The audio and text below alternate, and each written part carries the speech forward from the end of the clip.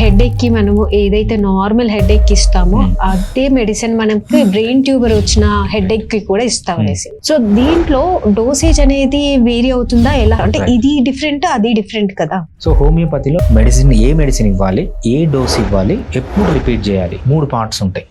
మనం ఈ 3 parts first medicine common గా ఉండొచ్చు, కానీ మనము డిసీజ్ ని బట్టి దాని ఫ్రీక్వెన్సీ చేంజ్ చేస్తాం, అదే విధంగా దాని డోసేజ్ చేంజ్ చేస్తాం అన్నమాట. డోసేజ్ అడ్జస్ట్మెంట్, ఫ్రీక్వెన్సీ అడ్జస్ట్మెంట్ అనేది డిసీజ్ ని బట్టి మనం ప్రతి ఒక్క డిసీజ్ కి మారిపోతుంది. సింపుల్ హెడ్ ఏక్ ఎండలో పోయి వచ్చిన దానికి వేరే ఉంటుంది, రైట్? లేదు వైరల్ ఫీవర్ వస్తే ఫ్రీక్వెన్సీ మారిపోతుంది. అదే విధంగా పెద్ద పెద్ద డిసీజెస్ వస్తే ఆర్గానిక్ డిసీజెస్ అంటే అక్కడ మనం లో పొటెన్సీస్ ఇస్తాం అనమాట. సో మనము హోమియోపతిలో క్లియర్ గా ఇన్స్ట్రక్షన్స్ ఉంటాయి. ఏ డిసీజ్ నన్నా మనం 3 లెవెల్లో డిస్క్రైబ్ చేస్తాం. ఒకటి ఫిజికల్ లెవెల్, అంటే ఫిజికల్ గా ఏదైనా దెబ్బ తగలడము ఇది. ఇంకోటి సైకలాజికల్ లెవెల్, సైకలాజికల్ గా ఏదైనా ప్రాబ్లం ఉండడం, థింకింగ్ లో ఏదైనా ప్రాబ్లం ఉండడం, ఎమోషన్స్ లో ప్రాబ్లం ఉండడం, అది సెకండ్ లెవెల్ అన్నమాట. ఇంకోటి ఏంటంటే ఫిజియోలాజికల్ లెవెల్. ఫిజియోలాజికల్ లెవెల్ అంటే ఫంక్షన్, డైజెషన్ ఎలా ఉంది, రెస్పిరేషన్ ఎలా ఉంది.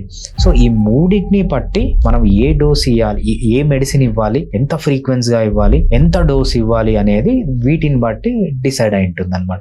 సో మనకు క్లియర్ కట్ ఇన్స్ట్రక్షన్స్ ఉన్నాయి, దాన్ని ప్రిన్సిపల్స్ ఉన్నాయన్నమాట, ప్రోటోకాల్స్ ఉన్నాయి, దాన్ని అప్లై చేస్తాం.